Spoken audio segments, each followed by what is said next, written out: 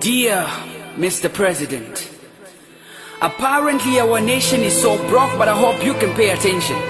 To begin with, I am sending this letter as a concerned son of the soil, a broken citizen, a youth who votes, speaking for an old woman in Shangombo who's able to access a ballot paper but can't receive a fertilizer and is not even sure if she will be alive. For a moment, this isn't political. It is a letter to remind you, sir, that it's embarrassing to call you dad when we can't even cry on your shoulder.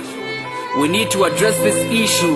Honestly, you're the one to straighten our differences and clearly responsible for ironing out issues, but Zesco is still our major turnoff. Yes, enmity has purposely blacked out our purpose and politics has put us in a state of perplexity. But you watch us stand against our own. We are forced to apologize for protecting our dignity. Check how your ministers have stripped off the integrity of our motherland. There is this spleen sense of spite, malice and venom running within your government, and we are proudly called a Christian nation. Lawlessness and corruption, brokenness and deception in your administration. I still can't believe that Ruth Mbandu's blood still cries for justice while they said investigations are underway. But how many more innocent young lives shall we lose? Imitikula empanga, mapenzi jibulu running peacefully expressing her political opinions. Little did she know that she was running for her life. And I can strongly hear the echoes of pain in her voice as she fell in cold blood, helplessly shot by the police. The state was mute. Vespers, an innocent soul with dreams, slowly losing her life at the expense of those that should have protected her, the police. It's a well-known story, but the state was silent. In fact, police called it a mistake. Mistake? Frank Mugala in cold blood. Friends, watching him fighting for his breath, his dreams shattered. Are you aware that he was the one to deliver his family out of deep poverty in Chazanga?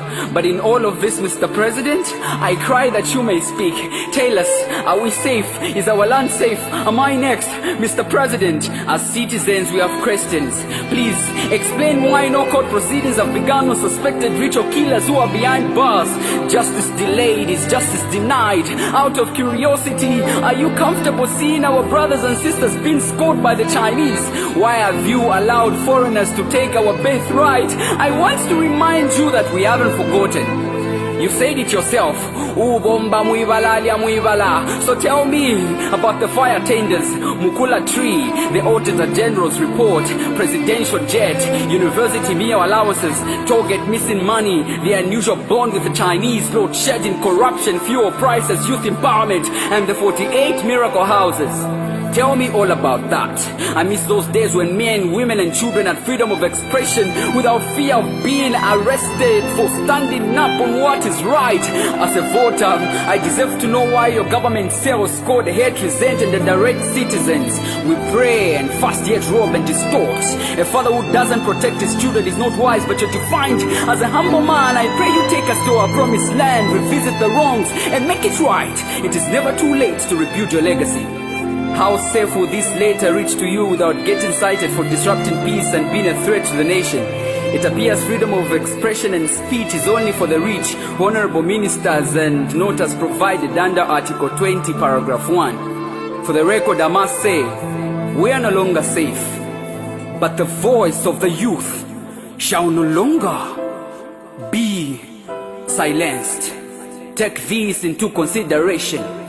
Yours faithful, unemployed youth, Zoe the poet.